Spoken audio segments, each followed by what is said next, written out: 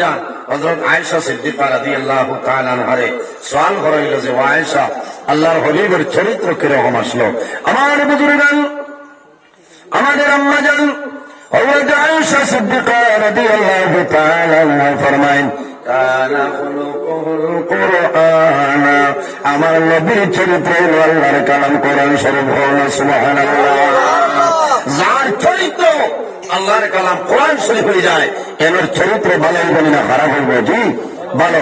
এর কারণে ও নবীর উম্মত আমরা, ইন্নাল জান্নাতা হারামুন আলাল আম্বিয়া হাত্তা ইয়াদখুলা খাতিমুল আম্বিয়া, কিয়ামতের ময়দানে যত সময় পর্যন্ত আখিরি জামানার নবী জান্নাতে প্রবেশ করতে নাই, 1,30,998 জন নবী হল জান্নাতে প্রবেশ করা হারাম। সুবহানাল্লাহ। ইন্নাল জান্নাতা হারামুন আলাল আম্বিয়া, প্রত্যেক নবী হলের জন্য জান্নাত হারাম। আবার কিয়ামতের ময়দানে এই নবীর উম্মত যত সময় জান্নাতে প্রবেশ করতে নাই, কোন নবীর উম্মত জান্নাতে প্রবেশ করা সম্ভব নয়, হারাম। সুবহানাল্লাহ। এত সম্মানী আল্লাহ বানাইছেন। এর কারণে নবী ঈসা আলাইহিস সালামে দোয়া করছেন, আল্লাহ আমার নবী না বানাইয়া যদি আখিরি জামানার নবীর উম্মত বানাই থাকে, তাহলে আমার জীবন সার্থক হইল অনেক। বাইরে জওয়ান, আমার আল্লাহ জানাইল নবী ঈসা, আমি আল্লাহ তোমার দুয়ারে কবুল করলাম, কিয়ামতের আগে পরে জমিনের মধ্যে যাই ভাই আখিরি জামানার নবীর উম্মত হইয়া, আমার এই নবীর উম্মত হইয়া জমিন থেকে বিদায় নিবাই। কাল কিয়ামতের ময়দানে, হাশরের ময়দানে আখিরি জামানার নবীর উম্মত হইয়া উঠিবা। সুবহানাল্লাহ। এখানে আমরা বিশ্বাস আছে না ঈসা আলাইহিস সালাম একদিন আইবা না, তার কবর ভালো হইব। আমার বুজুর্গ ঈসা আলাইহিস সালামের কবর মদিনা শরীফের মধ্যে আল্লাহর হাবিব আলাইহিস সালাতু ওয়াস সালামের রওজা শরীফের দরজায় এনে বলে, সাইয়্যিদুনা হযরত আবু বকর সিদ্দিক রাদিয়াল্লাহু তাআলা আনহু এর সাইয়্যিদ রাসূলুল্লাহ আমাইল খলিফাতুল মুসলিমিন হযরত ওমর ফারুক রাদিয়াল্লাহু তাআলা আনহু। এর বাদে দেখবার সামান্য জায়গা আছে রে, ও জায়গার মধ্যে হযরত ঈসা আলাইহিস সালামের কবর। সুবহানাল্লাহ।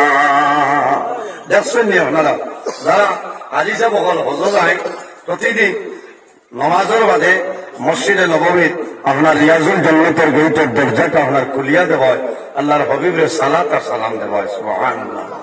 আপনারা দোয়া করছেন, গত বছর আমি এরা কোনো ওয়াক্ত আমার মিস হয়েছে না যে সালাত আর সালাম দিছি না। সুবহানাল্লাহ। আল্লাহ নিশ্চয় ওই সময় আমি খুব খেয়াল করে দেখলাম যে ঈসা আলাইহিস সালাম যে জায়গাটাই এই জায়গাটা এখনো আপনার জুইত আছে। কত সম্মানী উম্মত আমরা নবী, এক নবীর নবুয়তি বাদ দিলে যে আমার নবী না বানাইয়া যদি আখিরি জামানার নবীর উম্মত বানাইতে তাহলে জীবনটা সার্থক হইল না। ভাই আজ আমার ব্যবহার, আমার চরিত্র কি রকম?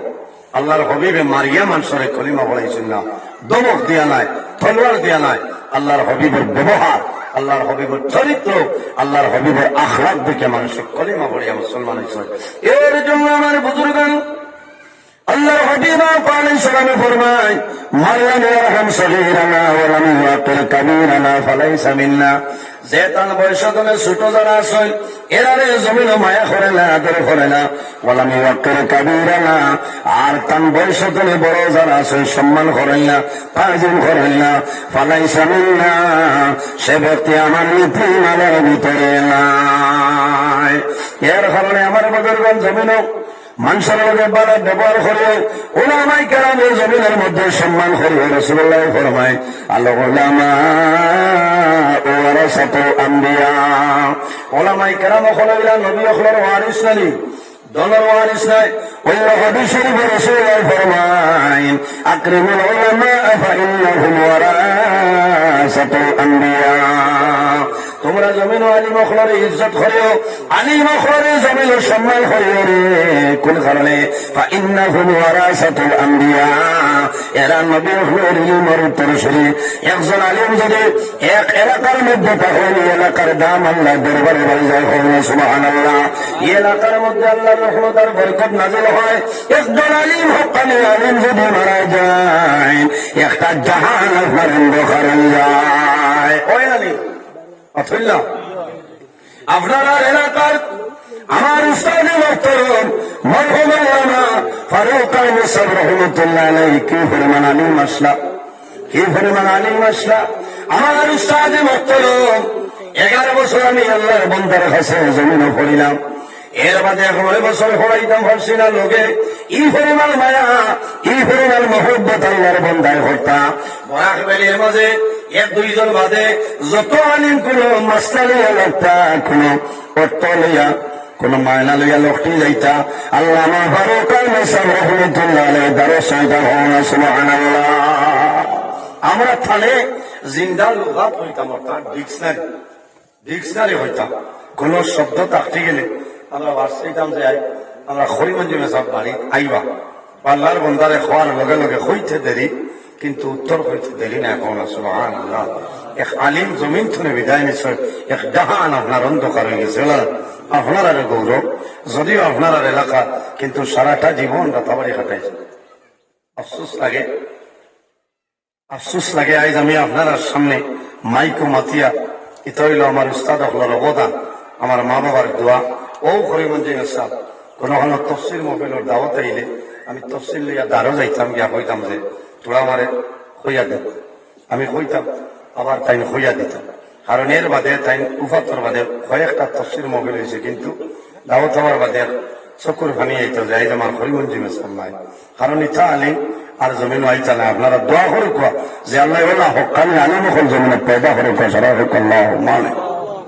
এর কারণে আমার বুজুর্গ, আমার আল্লাহ কোরআন শরীফের মধ্যে ফরমায়, ইয়া আইয়ুহাল্লাযীনা আমানু তাকুল্লাহা ওয়া কুনু মা'আস সাদিকিন।